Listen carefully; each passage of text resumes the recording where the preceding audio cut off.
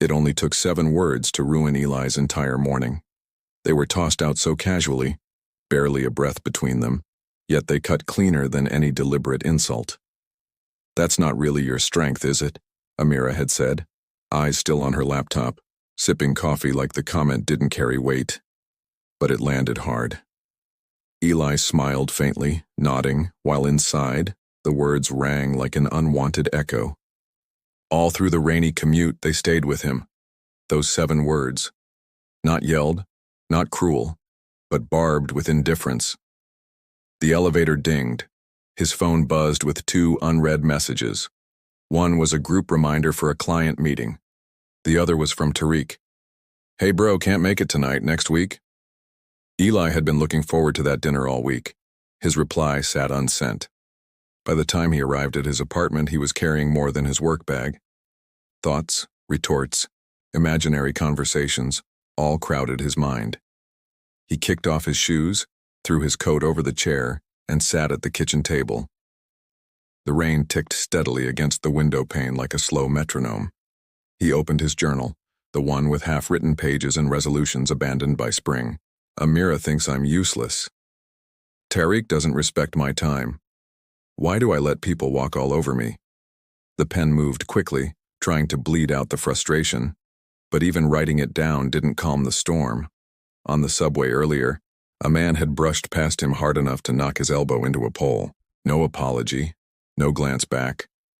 Eli had turned, lips parting, ready to snap, until something unusual happened. He stopped. He saw the man disappear into the crowd, umbrella dripping, earbuds in, face blank. And for a flicker of a moment, Eli didn't feel angry. He felt detached, separate, as if the chaos belonged to someone else, not him. "You don't have to react."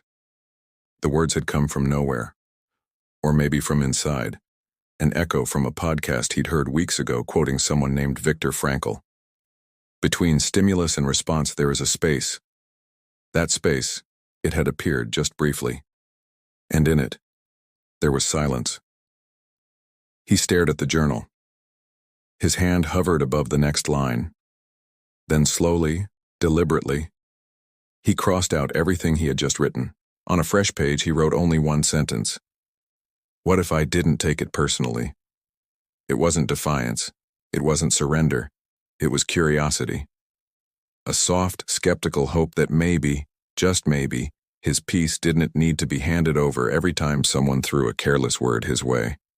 Later that night, as the city pulsed outside, Eli stood by the window with a cup of tea. The rain hadn't stopped. His day hadn't magically improved. But for the first time in a long while, he felt something other than anger. He felt quiet. The world, with all its imperfections, remained unchanged. But something inside him had tilted, subtly, like a compass needle twitching toward a new direction. That night, for the first time, he wrote down a question. What if I didn't take it personally? He expected decency. What he got was silence. Eli sat at his usual corner table in the cafe, fingers tracing the rim of his cup, phone lying face up like an accusation. The message he'd sent to Tariq 2 nights ago, earnest, vulnerable, still sat unread. No reply, no acknowledgement. It wasn't just about the message. It was about the unspoken agreement they'd shared. Brothers not by blood but by trust. The kind of friend who'd been there when Eli's father passed. The one who used to say, "I've always got your back, man." Apparently not this week. He stared out the window as droplets traced narrow rivers down the glass. Inside, warm chatter floated around him. Couples planning trips, colleagues joking over lattes. Life moved on, indifferent to his disappointment. A barista's voice broke through the haze, calling out an order. 1 drip for Cass. At the next table, a middle-aged man leaned into his companion and said, "You know, people only show up when it benefits them." His tone wasn't bitter, just observant. But the words struck Eli like a pin to his inflated expectations. That was it, wasn't it? He wasn't upset at the silence. He was upset because he had expected noise, support, reassurance, a simple, "I hear you." The thought sank deeper as he walked home through empty, dusk-lit streets. It wasn't the action or inaction that hurt. It was the invisible script he had written in his mind, the way he thought people should respond. People didn't operate by his values. They didn't owe him understanding just because he offered it first. A breeze lifted the collar of his coat. Somewhere nearby, wind chimes sang, a scattered, improvised melody. He paused under a street lamp, the pale circle of light wrapping around his feet like a quiet question. "They are who they are," he said aloud, voice nearly swallowed by the wind. "I choose who I am."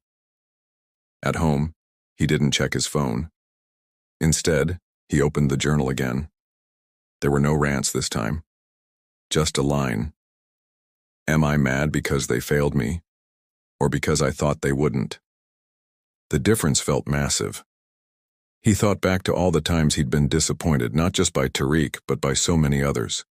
Co-workers who didn't acknowledge his extra work, friends who forgot birthdays, even strangers who cut in line or didn't say thank you. Each one chipped away at his peace, not because of what they did, but because of what he believed they should have done. He wasn't fighting people. He was fighting his own expectations. He flipped to a blank page and wrote 3 simple steps, something he could return to. Acknowledge what you were expecting. Ask if it's realistic, or if you're projecting your values onto someone else. Choose your response based on who you want to be, not what you want them to be. Eli looked at the clock. 8:37 p.m. The world hadn't offered him comfort today, but he had offered himself something else, clarity.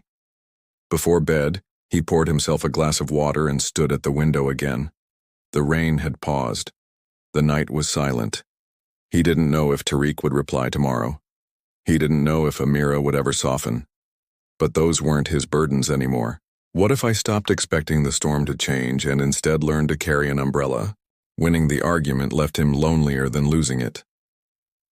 Eli sat alone in the office kitchenette, the fluorescent lights overhead casting an unkind glow. His coffee had gone cold, untouched since the meeting ended. His mind replayed the scene again and again, the firm tone in his voice, the way he'd dismantled Lena's suggestion point by point. The moment Amira had nodded, not out of support, but in that clipped, condescending way that said, "I agree, but not with you." He had won. His point was accepted. The strategy would move forward just as he'd outlined. But as he sipped the bitter liquid, he felt no satisfaction, only a tightness behind his eyes, a hum of regret beneath the surface. Why hadn't it felt like a victory? He opened his laptop, half intending to draft an email explaining his reasoning further, maybe to smooth over how things had landed. But then he saw it. Lena's Slack status had changed to offline. He shut the screen. That night, from his rooftop, the city sprawled below him in a lattice of lights and movement. He leaned against the railing, the cold metal grounding him. The wind tugged gently at his sleeves as if nudging him toward a thought he didn't want to confront. "Would you rather be right?" the voice whispered inside him. "Or would you rather be at peace?" The memory came uninvited. A conversation with his father years ago. They had argued over Eli's decision to leave engineering for marketing. It was a heated exchange, words sharp and final. He had walked away winning that debate, standing his ground. They hadn't spoken for months after. That ache still lingered, no matter how much he'd tried to ignore it. What good was being right if it cost connection? Back inside, Eli opened his journal. The page stayed blank for a long time. Then he wrote, "I've confused being right with being strong." He thought of Lena's face in the meeting, earnest, a little uncertain. Her idea hadn't been perfect, but she hadn't deserved the way he'd handled it. He could have added to her thoughts, built something together. Instead, he had needed the last word. His fingers hovered over his keyboard again.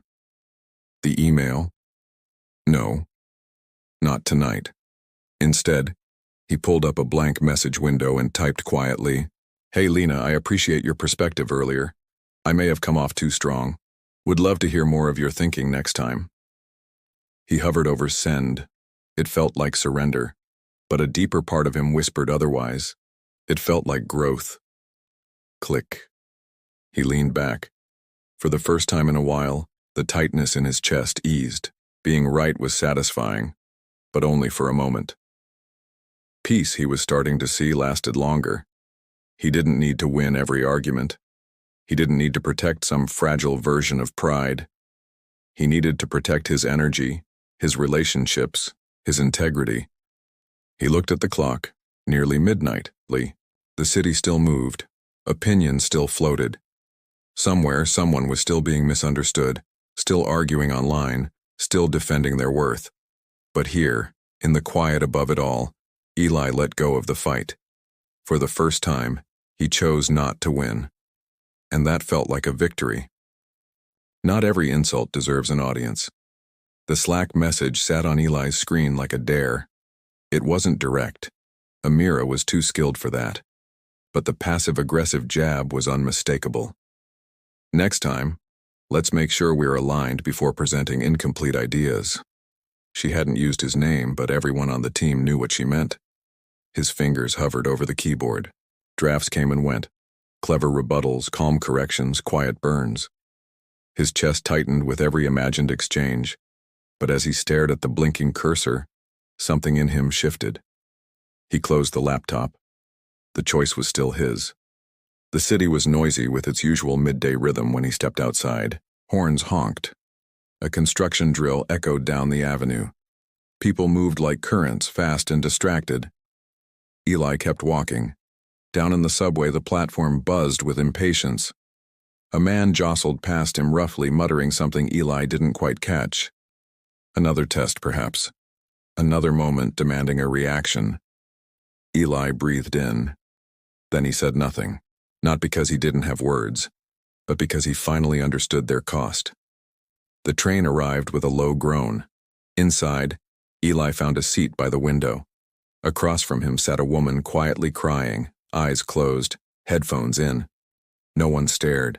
Everyone looked away, pretending not to see. He watched her, then looked out at the tunnel walls rushing past. So much unspoken noise in the world. So much pain that didn't ask for attention. Just space. And in that space, something rare could grow. Peace. Later that evening, Eli sat on his balcony. The sky hung heavy with clouds. The first drops began to fall. Slow, tentative, like the world testing its voice. Then came the rain in earnest, cascading down like applause. He didn't move. The rain didn't bother him the way it once had. It wasn't an interruption. It wasn't something to fight. He listened to its rhythm, to the hiss of tires on wet pavement below, to the hum of life continuing regardless of who noticed. "Silence is my shield," he whispered. "Not my surrender." It was a lesson hard won. In the past, he had mistaken quiet for weakness, retreat for failure.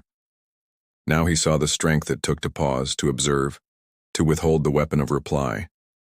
His journal lay open beside him, the ink slightly smudged by a stray drop. Respond only when needed. Speak only if it improves upon the silence. He thought of all the times he'd filled space just to fill it, to prove he was smart or strong or unfazed. But real strength, he was learning, wasn't reactive. It was responsive, deliberate, rooted in something deeper than impulse. The storm above him swelled, thunder murmuring in the distance. He didn't flinch. Amira hadn't changed. The city hadn't softened. The world still spun with sharp edges and noise.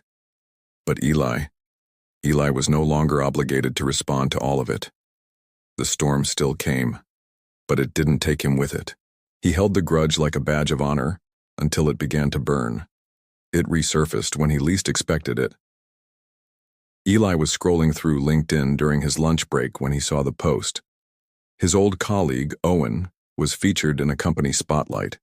The caption read, "Innovative solution designer behind our recent campaign success." Eli's campaign, the one he had built from scratch during late nights and early mornings. Owen had contributed, yes, but the foundation, the structure, the client-saving turnaround, that had been Eli. And now, no mention, no credit. He stared at the screen as the old frustration bubbled up, sharp and acidic. His jaw clenched, His thumb hovered over the phone, tempted to screenshot it, share it, maybe message someone who could confirm the injustice. Instead, he closed the app. He stood, walked to the window, and let out a slow breath. His reflection in the glass stared back, shoulders tight, eyes narrowed. The anger was familiar, even comfortable. But it was also exhausting.